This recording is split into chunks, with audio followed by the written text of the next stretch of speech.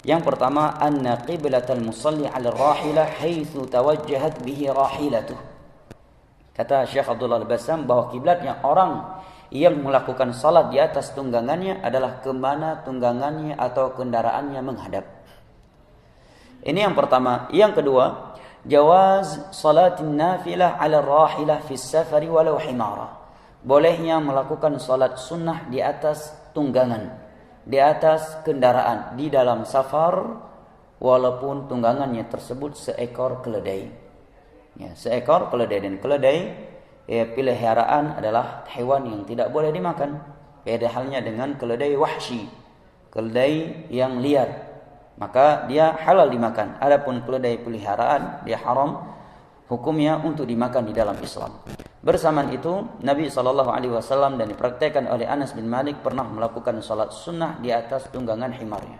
Dan pada beberapa pertemuan yang lalu telah kita bahas di sana apakah bolehnya melakukan salat sunnah di atas kendaraan, di atas tunggangan itu hanya di dalam safar atau juga boleh di luar safar.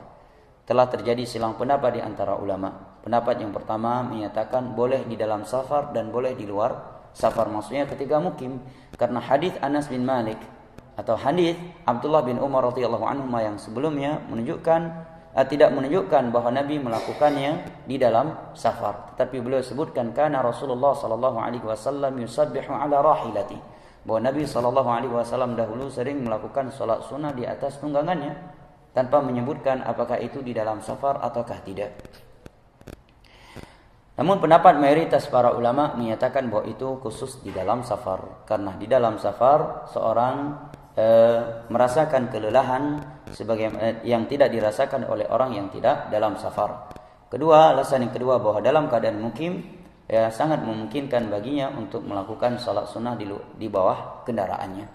Maka wallahu a'lam bishawab, agar seorang tidak melakukan salat sunnah di atas kendaraan kecuali di dalam atau di atas kendaraannya dalam safarnya. Pelajaran yang berikutnya bahwa Islam adalah agama yang senantiasa menyeru penganutnya untuk senantiasa menjaga ubudiyahnya, hubungannya dengan Allah Jalla wa'ala, sehingga memudahkan bagi mereka pintu-pintu, sarana-sarana dan cara-cara dalam menjaga ibadah mereka tersebut kepada Allah Jalla wa'ala. Seperti dalam hadis ini, ya, seorang di dalam safar mungkin dia tidak punya waktu untuk turun dari kendaraannya untuk melakukan salat duha. Tidak cukup waktu untuk mampir di sebuah masjid untuk melakukan salat tahajud, atau punya waktu tetapi kondisi keamanan tidak baik untuk mereka kalau mereka turun di sebuah tempat dalam rangka menjalankan salat tahajud.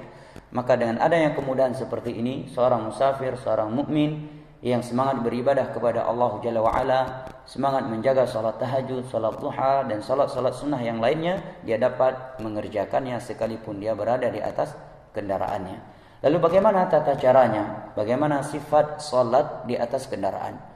Dalam hadis yang lain yang diriwayatkan oleh Imam Al-Bukhari dan Muslim dari Abdullah bin Umar radhiyallahu anhuma yang telah kita lewati pada beberapa pertemuan yang lalu, beliau di situ menyatakan kana yumi'u bi ra'sihi. Beliau melakukan salat di atas tunggangannya dengan imak kepalanya, menggerak-gerakkan kepalanya. Ya, Allahu Akbar. Ya, dia baca doa istiftah, kemudian Al-Fatihah, kemudian surat, kemudian Allahu Akbar, ruku. Ya, Sami Allahu liman hamidah, Rabbana walakal hamd. Allahu Akbar, sujud. Ya, dalam sebuah hadis yang diriwayatkan oleh Imam Tirmidzi disebutkan kana sujudu akhfad min ruku'i. Ketika sujud beliau lebih rendah daripada rukunya. Ya, sehingga para ulama menyebutkan orang yang sedang nyetir mobil pun bisa melakukannya. Ini salah satu dari kemudahan dan keindahan Islam, sehingga dalam perjalanannya dia tetap bisa menjaga ibadahnya. Alangkah indahnya perjalanan di atas pesawat yang berjam-jam. Ya, apakah masih dalam penerbangan nasional ataukah internasional, dia sibukkan dirinya dengan salat. Masya Allah, kalau pesawat meledak dia mati dalam keadaan salat. Dia safar ke Medan, temannya nyetir, dia di sampingnya salat. Atau bahkan kalau jalannya lurus, dia juga yang sedang nyetir juga bisa salat, sebagaimana Nabi mengendarai onta tadi, sedang bawa onta, dan onta tentunya perlu digerak-gerakkan. Ya. Kemudian juga Anas bin Malik di atas himarnya, beliau melakukan salat sunnah yumi'u bi ra'sih. Ini menyelesaikan perdebatan sebagian orang ketika dalam safar dengan rombongan. Sebagiannya semangat untuk salat tahajud meminta agar mampir dulu. Sebagian yang lain menyatakan ini waktu enggak cukup. Maka dengan mengetahui hadis-hadis seperti ini menyelesaikan perdebatan tersebut, bahwa mereka bisa melakukannya di atas kendaraan. Ya, dan andai kata tidak ada petunjuk dari Nabi sallallahu alaihi wasallam seperti ini, tentunya kita tidak berani melakukannya. Tapi beliau telah mencontohkannya. Sahabat-sahabatnya juga melakukannya, Anas bin Malik, Abdullah bin Umar radhiyallahu anhuma. Dan sebaik-baik petunjuk adalah petunjuk Nabi sallallahu alaihi wasallam. Ya.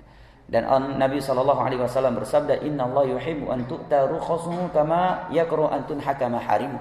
Allah itu senang ketika keringanan darinya diambil oleh hamba-hambanya, sebagaimana Allah itu murka, benci tatkala larangannya itu dilanggar oleh mereka.